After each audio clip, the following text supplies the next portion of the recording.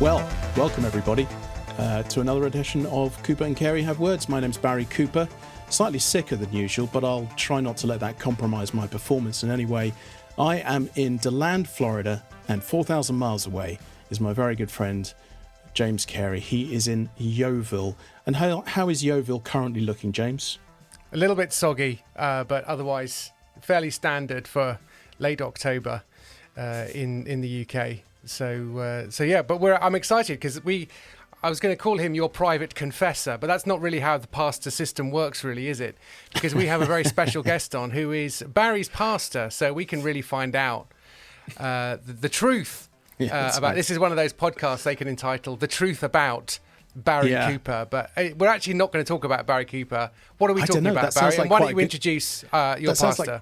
That sounds like quite a good episode. But yes, Larry Kirk, he is my pastor. Here at Christ Community Church in Daytona. He has been a full-time pastor for nearly 40 years. Is that right, Larry? 43 years. Nearly 40, okay. In 1985, he and his wife Connie came to Daytona Beach to plant the church that would become Christ Community Church. Larry teaches preaching as an adjunct professor at Reformed Theological Seminary just down the road in Orlando. He's a member of the Acts 29 Church Planting Network. In his free time, and this is the bit that really made us think we've got to get him on, he tends to be in the woods hunting. And it's to that final line which we would like to return, because something we like to do on this show, and if you've just joined us, this is the first episode that you've ever listened to, I know we probably seem a bit weird because we have lots of little fun foibles, but one of the things that's part of our shtick is we like to compare the culture in the UK to the culture in the US, and perhaps that's no more striking, the difference, than when we look at the subject of hunting and guns. Maybe eschatology's up there, but we've already talked about that, so we thought we'd talk about hunting, because Larry's big into Larry, can you talk a little bit about what kind of hunting you like best and how you got into it in the first place? A lot of people in the United States get into hunting very young. You know, maybe father, uncle, someone in the family, grandfather is into it. But that was not the case with me. I actually grew up in Miami, Florida. Very urban, no hunting at that time at all. And I really got into it pretty late in life. I had actually been at this church, came here as a church planter. I'd been here for 15 years. And the church gave me some time off and a sabbatical. It was around the year 2000. And Connie and I, my wife, we stayed on this 500-acre farm in Mississippi. And we were outdoors more than we had been in years, decades. I used to do some outdoor stuff. I surfed and would go fishing when I was young. But I realized that ever since I'd gotten out of seminary, and actually even before, almost everything I did was in an office, in a church, in someone's home, meeting with people, studying, reading books. And later that year, Connie and I actually did something pretty adventuresome. We backpacked through the Grand Canyon, down one side, through the bottom, and out the other. And that time, I felt like that time God used it to remind me, or maybe to teach me for the first time, how much being outdoors could be just profoundly therapeutic, and a sense of reverence. God is with us everywhere, even in the most urban of environments, but the kind of beauty and the grandeur of the Grand Canyon and being outdoors and camping really awakened that. And so it was actually some years later that we came back from there and I bought a canoe, and that was like my first step towards outdoor activities. That's always a gateway drug, isn't it, the canoe? Yes, canoeing or kayaking. Yeah. Sounds like a midlife crisis, the canoe. It's a lot cheaper than a motorbike or a Harley, isn't it? Yes. Well, I wanted, James, I wanted the quiet, the seclusion, the solitude. And so really, I'm not surprised, because you live in Daytona and I can literally hear in the background, I know, very loud cars that are some distance away. So I can see the appeal of a canoe. Yes. Get away from people, get out on the water. Fishing was the gateway drug, right? But then I read a book. It was by Teddy Roosevelt, one of my favorite American presidents, and I was 54 years old, and I read this book called Hunting Trips of a Ranchman and the Wilderness Hunter. And as I read the book, I thought, I'd like to have a goal every year, something to work on. Jordan Peterson talks about joy is found not so much in achieving things, but in movement towards progress. And whatever everybody thinks about him, at least I think there's some truth in that, the sense of maybe there are other aspects of my life that are super challenging, but I'm making progress. So long story short, I decided I'm going to make a goal this year. I'm going to buy a rifle. I didn't have a hunting rifle. I'm going to buy a rifle. I'm going to learn how to clean it and shoot it and learn all about it. And then I'm going to go out into the woods of Florida and I'm going to try to successfully hunt for a wild boar. So that just sounded like really exciting. And wild hogs in Florida are an invasive species and they're fairly prevalent. It seemed like a doable goal, but a big challenge. And I did it. It actually took me over a year. But I remember the night I saw this hog, this black boar in a swampy, Spanish moss-laden, archetypal Florida primal wilderness area, and I stalked up close enough to it, and I slipped behind the tree, and I shot it, and it somersaulted into a heap, and I was just kind of stunned by what I had done and the gravity of it. I'd taken this animal, but I'd also done something pretty challenging, at that age. And I dragged it out and cleaned it, and I took it home, and my family and I, we ate this pork. How was it? And that's how I got started. How was the pork? It was really good, but I didn't really know how to do it right. It was like super tasty, but way too chewy because I hadn't actually learned how to properly process it. I learned how to do it all on YouTube. I had a friend, Mike Meyer, who had helped mentor me in hunting, but he wasn't around. And so I literally had to look on YouTube to know how to clean this thing and then how to prepare it, and I didn't do it correctly. And so that was 54. That was when I was 54. I'm 68 now. Okay. I've been hunting ever since. And have you ever had any pushback from believers about that in the US? I'm imagining in the UK, if people heard that their pastor was out hunting even invasive species, they might say, whoa, he's doing what? But do you ever get any pushback from US Christians at all, or people in the congregation? Yes. I have not had a lot, but soon after I had started doing it, I think I did an illustration. And I think it was before I was carrying a smartphone all the time, believe it or not, And I think I was talking about getting lost in the woods while hunting. And I had a young woman, she's probably in her late 30s, come to me afterwards, and she was appalled. She said, it's very hard for me to hear you talk about Jesus if you're going out into the woods to kill animals. And I decided at that point, not that I would quit hunting, but that I would never use any stories or illustrations in a sermon that would possibly, be an obstacle to someone hearing the gospel. So should we dig into that? I mean, because I totally understand that a lady would say that and find it hard. Your first response isn't going to be, yeah, you're wrong to find that hard. It's fine. Get over it. I just want to dig in about, so there is a revulsion against us, against actually killing an animal, because it's something that we now don't do. Right. And therefore there's an element of just, it's kind of repulsive to some people, which is understandable. But Let's just talk a bit about how there's a difference between, so you're shooting invasive species, and you're enjoying the hunt, and that, I think that's all legitimate. We're taking dominion over the earth. You're eating the animal. So to what extent is this mainly squeamishness above everything else? I get it. I actually get it. I don't think it's a compelling argument against it at all.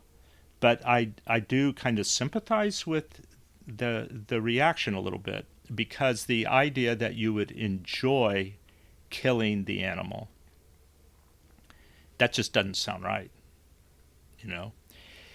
But I also think it's a wrong way to articulate what is the actual enjoyment.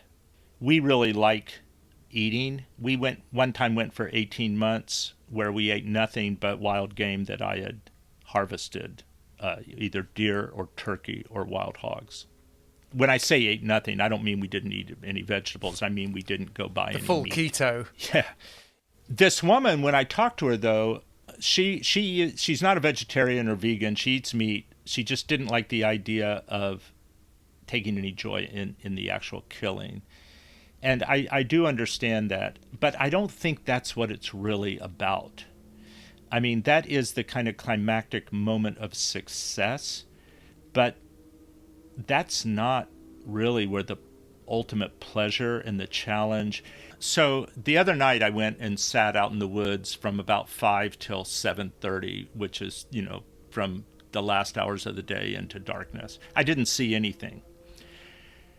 But that hunt, if I had seen a deer and if I had taken it that night, that's what I was hunting for, deer, it would have been the culmination of probably 6 or 8 hours over 3 or 4 days off of going into the woods and scouting and looking and trying to understand what's going on in the woods. And to me, that's a big, big, big part of the pleasure. Like sometimes people will say, I want you to take me and just like put me in a stand, and if I see an animal, I'll shoot it and kill it. And that's not hunting to me. That's just killing.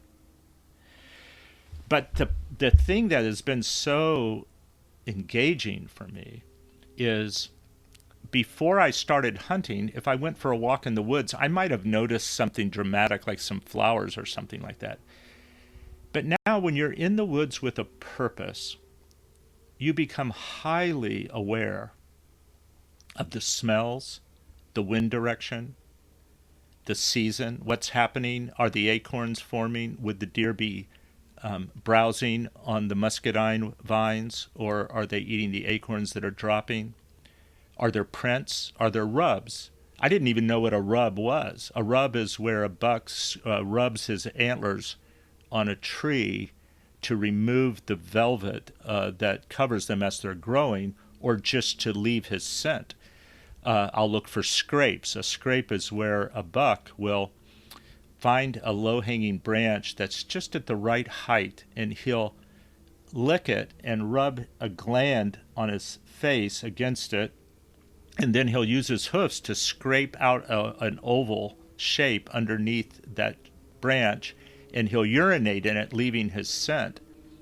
And then when a doe is in estrus, she'll come by there and know there's a buck that is in this area, and she'll drop her urine. I know it sounds like a funny No, this is the sort of thing that our listeners really need to know. I mean, this is good. Yeah, eHarmony version. She'll drop her estrus in that oval that he scraped out. Then he'll come by and he'll smell that, and he'll follow her to mate with her. And he'll know there's a hot doe in the area, literally. So swipe right. My point being, though, I was going to say it's like Tinder basically for deer. Yeah. Okay. So my point being is you're putting forth a lot of effort. You're in the woods. You're paying attention. It's almost like, have you ever gone scuba diving or snorkeling? Mm-hmm. Either of you? Yeah. Not me. I'm just not into that at all. But yeah. I'm actually a PADI qualified diver. Not many people know that. Wow. Haven't done it for a long time, but yeah. Okay. Well, you know the difference between putting on that scuba gear and going under the water as compared to just riding over in a boat or something. Mm-hmm. You are highly drawn into an attentiveness and an engagement with that world that you're in. And in a sense, it's the same way with being in the woods with that purpose of understanding where the animal's going to be, when are they going to be there. And then the final stage is to try to anticipate that and to sit quiet, set up downwind, because smell is their primary faculty, and then successfully control your emotions when a big game animal, and in Florida big game animals just mean deer and wild hogs or boar, but I mean it's an animal that weighs as much as you maybe, right? So when that animal steps into view and you've been pursuing it, it's an incredibly intense moment of having to control your heartbeat. You don't want to make a single sound. You don't want to make a sudden movement. You have to. It's just very, very, very intense. And so, of course, when you successfully pull it off, you're celebrating that harvest. But which is, I mean, harvest, that's a euphemism for killing that animal, right? But it's a good word. But you're also celebrating the completion of a process and the fact that you're going to bring home to your family what's really a treat. You can't legally buy venison. Well, maybe you can. I don't think you can easily buy wild game in my state, at least. Cooper and Cary have words. Shh.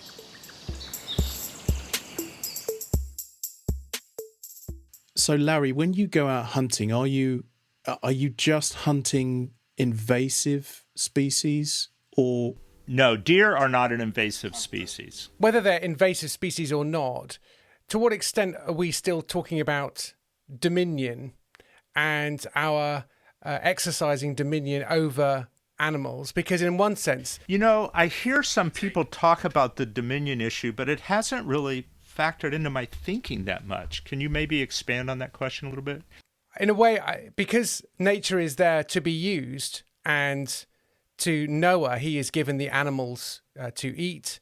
I hear you. There is an extremely large sacrificial system in the Old Testament, which only ends in AD 70. The way in which we handle animals and use them, it seems that our current Western 21st century way of thinking is probably all wrong.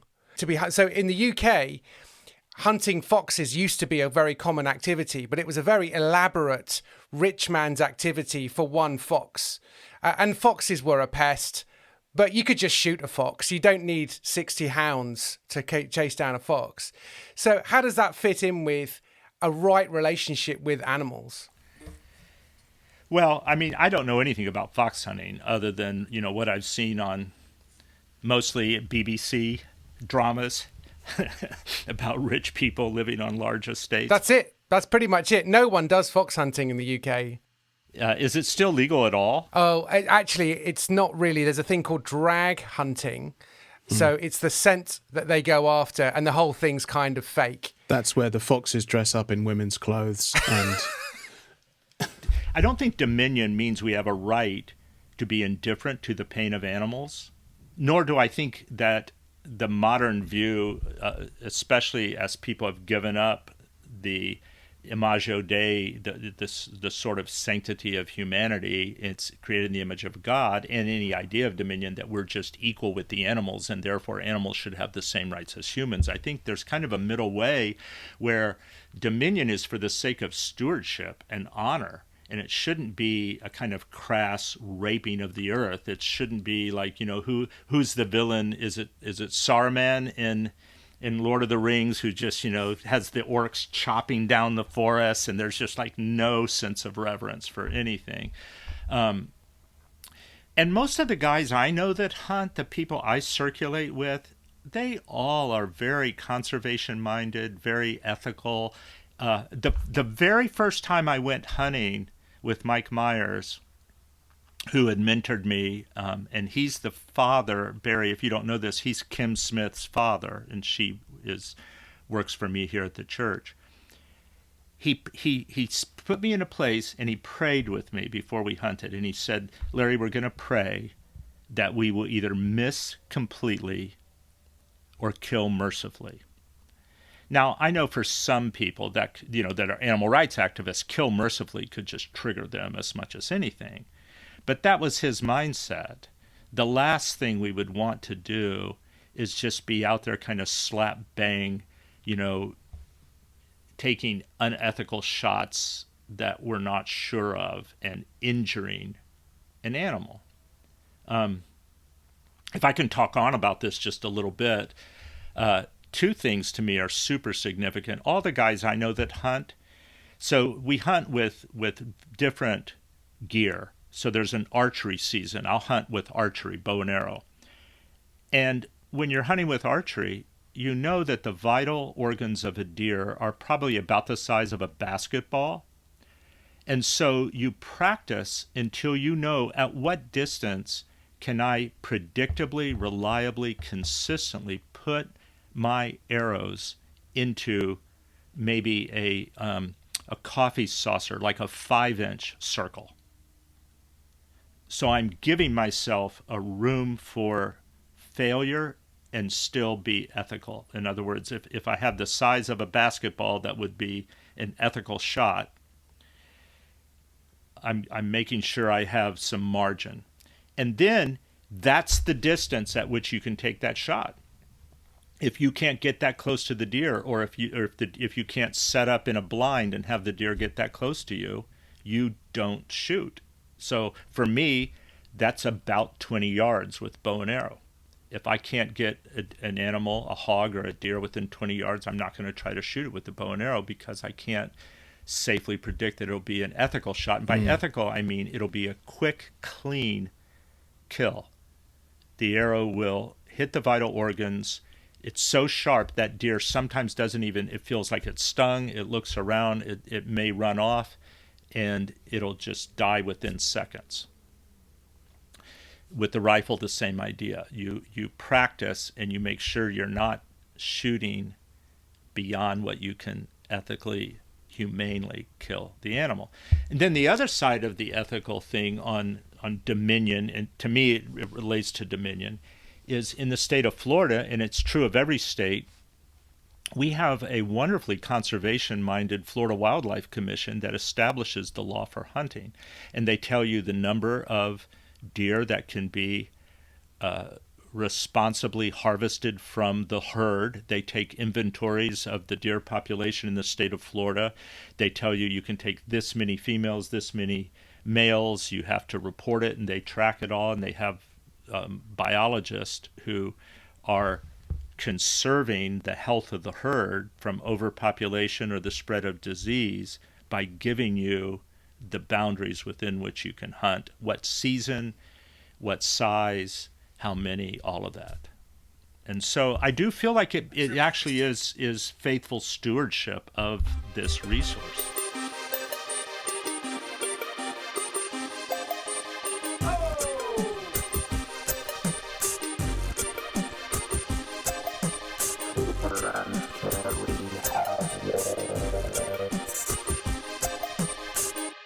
I think what people often don't do well is understand the motivations of the other side. I think if the 21st century has taught us one thing, I'm the son of a farmer, a dairy farmer, and there's this thought that farmers just use animals and they get what they need from them, whereas actually farmers love animals. And when they have to send the animals away to be killed for whatever reason, maybe they're diseased or something, it's devastating. Normally, I mean, it's certainly farmers kind of get over it, and some are more sentimental than others. But I think it's encouraging to hear that within hunting there is this sense of reverence for what they're doing and respect for nature. Have you ever heard of the Pace brothers? No, who are they? They are a couple of videographers, filmmakers who are from Scotland. And they actually have a short film out called Reverence, which is about hunting. And it toured in the United States. I think 2016, 2017 was widely, it's just beautiful. If you search for them, you'll find them easily. Pace Brothers Hunting. One of them's name is Brian. But they do a lot of hunting in the Highlands, but also in Norway and in other places as well. They're very conservation-minded, and they do beautiful, beautiful videography. And they're good spokespersons for it. there are people who are crass. I mean, I use the analogy of sex in one of our emails that, there are people who can be, just about nothing but lust and every kind of lust and promiscuous.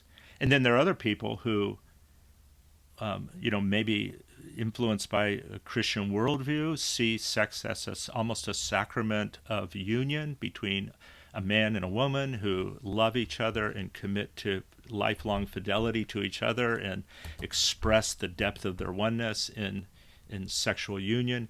It's the same act, and there's there's certainly an unavoidable element almost. I don't know, unavoidable is probably the wrong choice of words, but there's a well-recognized experience of pleasure and excitement. But it can be done reverently and beautifully and relationally, or it can just be sex, And it's the same thing in the hunting community. There are people who just, I'm not a part of that group of people who I think just love to try to chase things down and kill animals. But I actually don't really know. I haven't personally met any hunters that I know that are like that. I guess because there are kids who love nature, and there are kids who love pulling the legs off spiders, and it's easy to say, well, they're both they're both into nature, and you go, well, not really. It's not quite the same. To what extent is I think our thinking about animals and meat in the West at the moment is really muddled, and I'm kind of worried about it. Actually, I have to say, I think the rise of vegetarianism and veganism, and also the climate catastrophe stuff, which rather presupposes that the world would be better without humanity. And I can intellectually understand where that comes from, and emotionally that makes some sense. I can understand, I can relate to it, but I don't agree with it. It feels to me like we're in real danger of reversing the order that God has created, of putting animals beneath us. It feels like we're flipping it over, and that's not going to end well, is it? No, it sure isn't. Francis Schaeffer wrote a book about this back in the day, and it just seems almost prophetic. I almost ought to dig it up. I don't remember what it was about, but it was about, I know what it was about. I don't remember the title. And it was about the ecological movement. And he was making that argument that if you completely lose the presupposition of, what we confess in the Apostles' Creed, I believe in God the Father Almighty, maker of heaven and earth, and that we are made in his image, and you end up just everything is equally valuable, then it is easy to picture humankind as kind of a scourge on the face of an otherwise pristine earth. That is on the one hand a romantic view of what nature is like. We know that the weak do not survive in nature. But it's also it really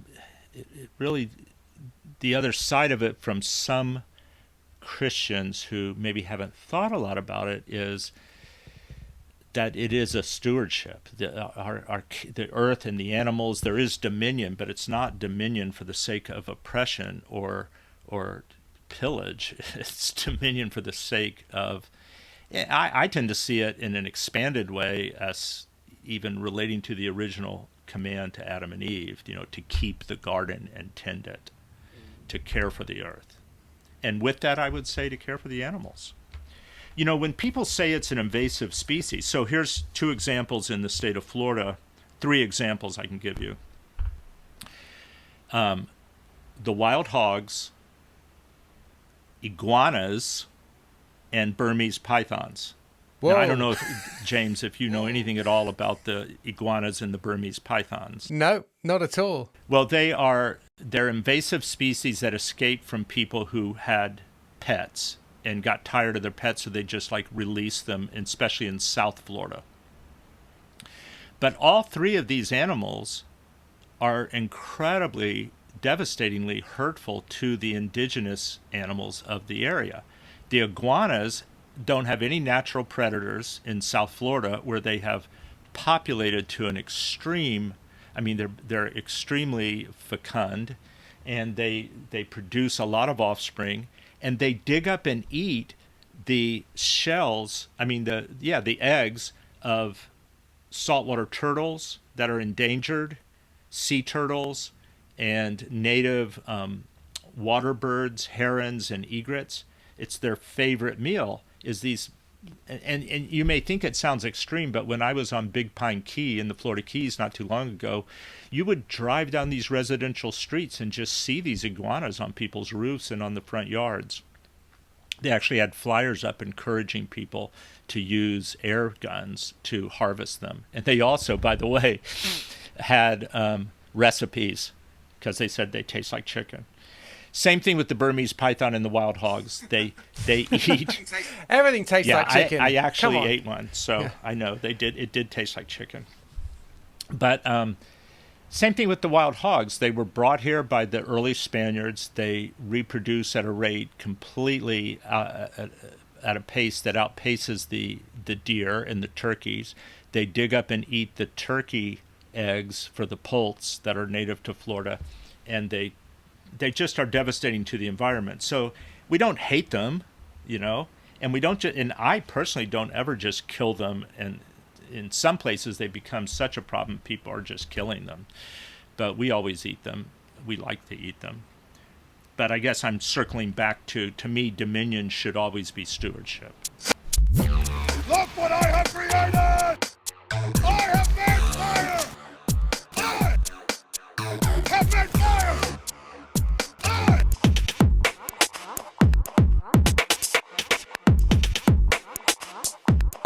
Well, do you mind if we do a really uncomfortable sort of pivot at this point and talk a little bit about the difference between gun culture in the US and the UK?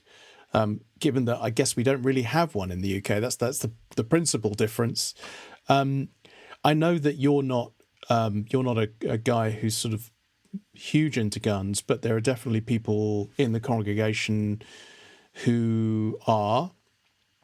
We were chatting, weren't we, with one of the guys in the congregation, one of the deacons, and he was saying that he reckons that on any given Sunday there are probably at least 6, did he say 6 people in the congregation who would be, packing, have a concealed carry license and would be carrying. And he did actually talk about one particular instance. I don't know whether we're allowed to talk about it really, but he talked about a lady who, in raising her arms in worship, exposed the fact that she had a gun in a holster, and that was making people uncomfortable. So he had to have a word with her. Why do you think there is this? Just help our British listeners to understand why, because the stereotype, the cliche is that Americans are a little bit gun crazy and we don't really get it. Help us to sort of get into that little. That world and understand that. And just for our American listeners, just if I can add, in the UK, you just don't see guns. You don't own a gun. You probably don't know anyone with a gun. Some people might have an air rifle. Maybe if you're a farmer, you might have a shotgun potentially. A farmer might have a shotgun. So I think my dad had a shotgun at one point. I can't really remember why. They're odd things to have. And you might have guns and a man who reloads your guns when you go grouse shooting up in Scotland, if you're a duke, or you're a mega rich friend of a duke. But other than that, there's the clay pigeon shooting thing. But even that is now electronic quite often. You can now do non-shooting clay pigeon shooting. So it's just a very curious thing that our American brothers and sisters sort of say, well, look, I'm not really a gun guy. I mean, I've only got 2. I mean, like, whoa, okay, that seems like 2 more than a non-gun person would have. But of course, it looks very different there when there are already 300 million guns in the country. I would say I'm not really a gun guy, and I have 12. Okay. One for every room of the house, or how does that work? 1 a month. No. One for every apostle. I have 5 handguns and 7 long guns, and they're all different. But it kind of grew. So yeah, because you can't just go in and buy 12 guns, can you? I mean, even in America, they don't let you just buy 12 guns immediately. That's kind of, so it's. Oh yes, they do. Do they? Yes, you could go into a store and buy 12 guns. Wow. In one day. Okay, in Florida, but maybe not in every state, because every state's slightly different, isn't it? Not in every state. Yeah, every state has different laws, but so probably 5 of my guns are completely like off the books. So 2 of them were handed down from family. One of them was a revolver that had been in my grandfather's house, and a .22 caliber rifle that had been in my grandfather's house and were handed down to me. I didn't have them in my house until probably I was 40, and my kids were not that young. I had 3 sons. Then the other ones I slowly acquired. Some of them I bought from friends. And you can do that in the United States. Like if Barry and I were talking, and he said, I've been thinking about buying just a handgun for home protection. God forbid that if anything were ever to happen, and I wouldn't want someone to be able to come to my front door and take 5 minutes to break in while Lee and I and the babies just cowered waiting for them to come in and hoping the police got here first. Then I could say, well, I have one. Would you want to buy this one? I'll sell it to you for what it costs me, and he could just hand me the money, and I could hand him the gun, and there's no record, and nobody would know he had it or that I sold it, or it's just now it's his gun. There's almost now if I go to a major store to buy a new gun, they'll do a background check and they'll make sure that there's no flag on me from the FBI or whatever. That takes very little time. I don't even think there's a waiting period anymore in Florida. And some places are waiting. And that's kind of the issue, isn't it, for a lot of people, that there's a sort of a lack of, or there seems to be a lack of training. I mean, obviously, you can't drive a car unless you've, passed a test, and it's reasonably rigorous. And then, of course, I agree. And I'm not opposed to all that. Yeah. It's interesting also, to hunt in the state of Florida, you have to pass a hunter safety course. And for the first year, in order to encourage new hunters, because there are a lot of reasons people are trying to encourage people who don't hunt to start hunting, you can do your first year with a mentor. So like if Barry wanted to start hunting, I could be his mentor for the first year, and during that year he'd have to pass a hunter safety course to get his own license. But there's nothing like that there for just owning a firearm. If he just wants to own a firearm for home protection, he doesn't have to pass any test. Now, to carry a concealed weapon, you do have to pass a test for that. Right. I learned pretty early on that my mother-in-law packs heat, or rather has a gun at her farm. That was quite a germane piece of information early on in my relationship with Lee. It's helpful. It really kind of helps frames the nature of the relationship when you know that your mother-in-law could just take you clean out with a single tap if she wants to. But it is, it is extraordinary that. And do you think it ought to be a right, particularly just speaking from a Christian perspective? Do you think it is a right for people to? That's a hard question. So for instance, with hunting, I would always say you've got to start with your presuppositions. Is it all right to eat meat? Because if you say no, then I'd say hunting's out. Are animals and humans equal? And equally worthy of the preservation and the sanctity of their life? If you say no, then hunting may be, okay. Is factory meat production more humane than ethical hunting? If you don't necessarily agree, then all those presuppositions. In the same way, I think I would ask this question: do you believe that people have a God-given right to protect themselves? Now that doesn't settle the question, but you got to. I think it's part of the presuppositional kind of logic. Secondly, do people have a right to protect other innocent people? Third, do people maybe even have a responsibility, if possible, to protect other innocent life?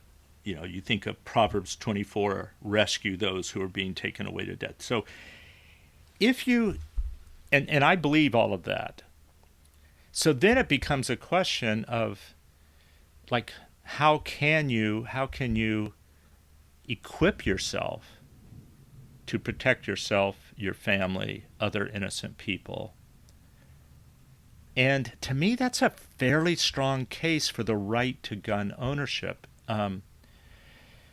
What I will admit that I haven't fully figured out is there a place where it can be demonstrably proven that the overall detriment to society outweighs the rights of people to do those things? That's a really hard one, because I think the arguments get super emotional very, very quickly. And when I look into the statistics, even though it's kind of crazy to see how many people and how many guns are just at loose in the United States of America, it doesn't seem to me that you can make the case clearly that it would be better for government to step in and like confiscate or outlaw all of those guns and take away the capacity for the law-abiding people to protect themselves. Cooper and Cary have words. An interesting comment from Emily, actually one of our patrons. And by the way, if you would like extended episodes, if you would like lots of other goodies, then take a look at our Patreon. The link is in the show notes. But Emily, on the American Fondness for Guns, this is on our Discord server, which is one of the patron perks. She said, part of the Americanness of guns has to be traced back to our origins. So exactly what you were saying. Both pre-revolution as a culture of people who left civilization and by choice faced the wilds of nature and had to take self-government, both individual and community-wide, as a condition of survival, and during the revolution, as a people who chose to codify that idea of self-government in the face of an overreaching, centralised government. Sort of this terrible anti-British sentiment going on here. But yeah, she's right. The firearm is or was to use... Yeah, no offense. That's right. No offense. To us, one tool among many for the purpose of self-government and therefore self-defence. And then she says, it's interesting, as the ideal of that purpose has declined in the American consciousness, so too has the practical outworking of it in firearms competency and ownership, which I think is an interesting comment. Do you think that's fair? Yeah, there are far more owners than there are competent people. And, well, I started, maybe I'm misspeaking, but so when I was younger, you might have more firearms instructions for children. And when I say children, I don't mean like 6-year-olds, but young, like in Boy Scouts, you could, if you were a Boy Scout, which it was incredibly common to be a Boy Scout in America, you might get a merit badge for shooting, and you would learn about safety in the 4 basic rules of firearm safety, that you want to learn to never point a weapon, whether it's loaded or unloaded, at anything that you're not intending to shoot, because that takes away accidents. Never put your finger on the trigger. Be sure of your target and what's behind it. There are all these basic firearm safety things that would have been taught like to Boy Scouts or even in a church youth group maybe, or there's one of our fellow elders, Pat Altez, used to be in a shooting club with his sister when they were young, and they learned target practice, almost maybe like you might have in Switzerland, or maybe I've got a romantic view of that, but I know that like shooting was a big thing in some of the Scandinavian countries. So now you don't have that anymore, and you also don't have the likelihood that young boys and girls are being taught by their farmer fathers how to safely use a firearm. You have people who hit adulthood and can legally buy it, and they're walking into a gun store and buying a semi-automatic rifle that they may not fully know how to handle safely. Right. Well, except they think they do know how to handle it because they've seen Die Hard. I mean, it's a bit rich, isn't it, for Hollywood to be probably the most anti-gun personally, and to be the most pro-gun and churning out all of these movies where guns are everywhere and used irresponsibly, which is kind of sort of funny to the point where no one's noticed it anymore. But I guess if we don't have parents and grandparents taking responsibility for the passing on of knowledge in any sphere, really, but they're going to get it all off the TV, and everyone's just going to behave like Peralta on Brooklyn Nine-Nine, or there's a British movie called Hot Fuzz, where clearly they just wish they were in Bad Boys, and except they're on the mean streets of the West Country of England, and yeah, so I guess that's why it's such a frustrating thing, is because the wisdom and the knowledge surrounding the proper use of these weapons is gone, and so now everything just looks like it's Hollywood, and people want to be in a Hollywood movie. And it's like all things in Hollywood. You know what? Relationships aren't like they are in movies either. So you shouldn't be surprised. Barry and I were talking with one of our church members who is a retired police officer who also was a FBI certified firearms instructor. And, he is not at all shy about guns, but he would tell you he thinks people ought to take a test, like you would for driving a car, and have some basic instruction and pass a test. And he also said that he trained over 3,000 police officers. Barry, I think he said in 1 year, didn't he? But anyway, he said out of that, only a small percentage are what he would call like gun handlers, people who were really interested and really became competent in how to handle their I think their you said like weapon. 10% or something like that. And most of them, they learned the basics, and then they just, hope they never had to use it.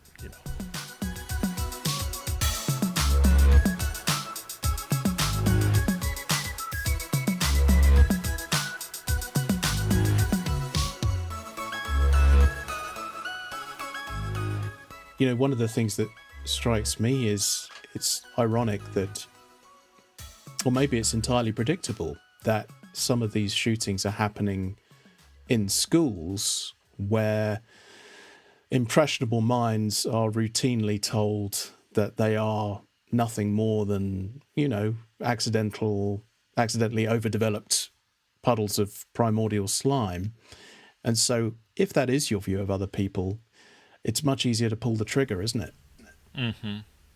I mean, even when I was growing up, I remember one guy that I used to hang out at a place I went a lot, Royal Castle hamburger joint, and he had a chain he wore around his neck that was tied in a knot, and it had once had a cross on it, and he went by the nickname Atheist, and he was like almost a novelty. Like, hey, do you know Atheist? It's like, he's the only one that any of us knew that was an atheist. Now, that doesn't mean the rest of us were, at all Christians. Far from it. I wasn't a Christian.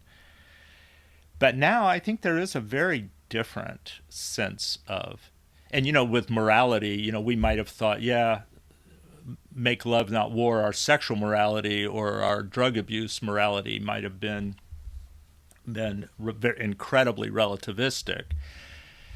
But my goodness, the idea of taking human life and just the disregard for the sanctity of human life would be just almost unimaginable. So I do think we have to ask, that's not something that gun ownership caused. But it certainly highlights that when you add the loss of a moral foundation and a metaphysical worldview that gives value to human life, and then you couple that with technological ability to act out in incredibly destructive ways, you're bound to have catastrophes. Larry, thank you very much for joining us, first of all. Thanks for making time to do that and helping us weird, backward Brits to work out what's going on. If you want to send us an email... I'm not sure that's the way the backwardness runs. If you want to get in touch with... if you want to send Larry your angry emails, then get in touch with us and we'll obviously forward them to him. Our email is cooperandcary@gmail.com. And do get in touch. Let us know if there's anything you'd like us to talk about in the future, or perhaps subjects which you would rather we didn't touch with a barge pole. That's also good.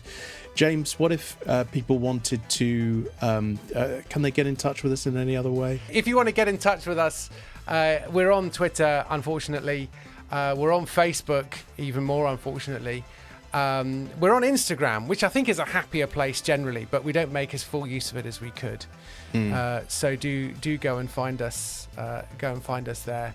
But do join us on Patreon, because you get unmetered access to the Coops and the Cares via the Discord chat.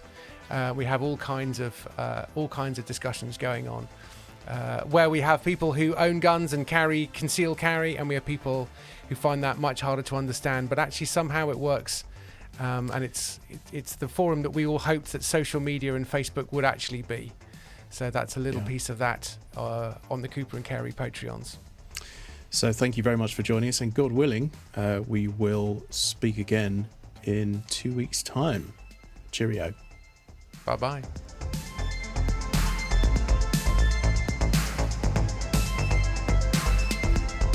As you were saying, sorry, I just wanted to say, it may be that the picture had frozen as we're talking via the Riverside app. But as you were saying that we could forward nasty emails on to Larry, he literally didn't move a muscle. And I couldn't work out whether he'd suddenly gone into hunter mode and he was sitting waiting for a deer, and that he's just trained himself to be like that. And then I think the screen just froze. So I'm not sure, Larry.